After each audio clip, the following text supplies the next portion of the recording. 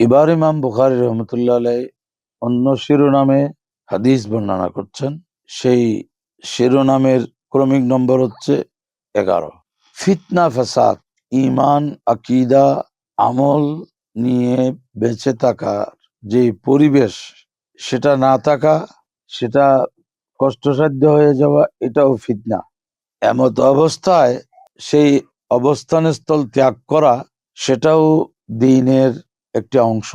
অর্থাৎ ইমানদার যখন তার ঈমান আকীদা আমল নিয়ে বেঁচে থাকা সহজ হবে না, বরং সে নিজেই ফিতনা ফাসাদের শিকার হওয়ার আশঙ্কা থাকবে, তখন সেখান থেকে পলায়ন করা, অন্যত্র অবস্থান নেয়া, ঈমান আকীদা আমলকে হেফাজত করার জন্য, এটাও দ্বীনের অন্তর্ভুক্ত কাজ, ঈমানের অন্যতম একটি গুরুত্বপূর্ণ বিষয়। এখানে ইমাম বুখারী রহমতুল্লাহ আলাইহি যে ইসলাম, ঈমান, দ্বীন, এগুলা যে সমার্থক, মৌলিক অর্থে, সেজন্য মিনাদ্দীনে আল ফারারু মিনাল ফিতান, সেটা বলেছেন।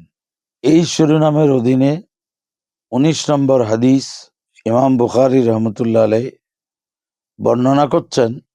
তিনি বলেন যে আমাকে আমার উস্তাদ আব্দুল্লাহ ইবনে মাসলামা রাদিয়াল্লাহু আনহু হাদিস বর্ণনা করেছেন। তিনি ইমাম মালিক রহমতুল্লাহ আলাইহি থেকে, তিনি আব্দুর রহমান ইবনে আব্দুল্লাহ ইবনে আব্দুর রহমান ইবনে আবি সাআসা থেকে, তিনি তার বাবা থেকে রওয়ায়াত করেন।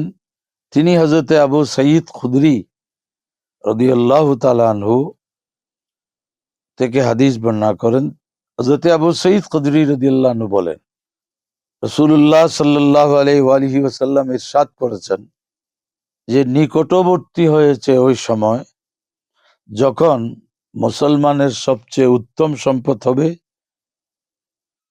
মেষ, ছাগল, যা নিয়ে মুসলমান পাহাড়ের চূড়ায় গমন করবে, এবং বৃষ্টির পানি যেখানে প্রথমে অবতরণ হয়, কারণ ভূমিতে, সমতল ভূমিতে আসার আগে পাহাড়ের চূড়ায় বৃষ্টি পৌঁছে, যেহেতু পাহাড় সমতল থেকে উপরে অবস্থান করে।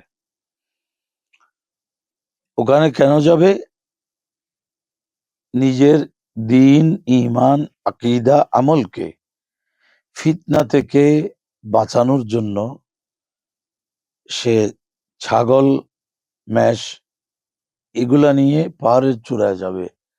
সেখানে ওই প্রাণীর দুধ পান করে সময় কাল যাপন করবে।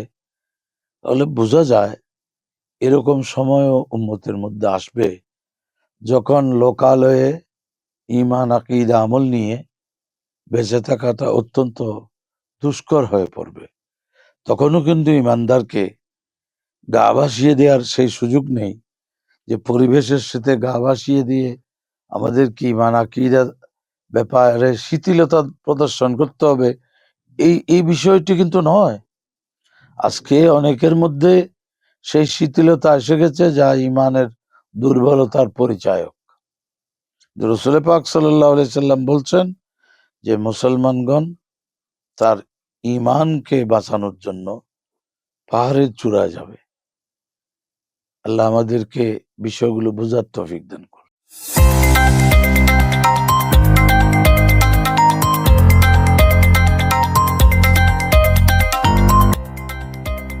সত্যের সন্ধানে নির্ভীক, P News TV।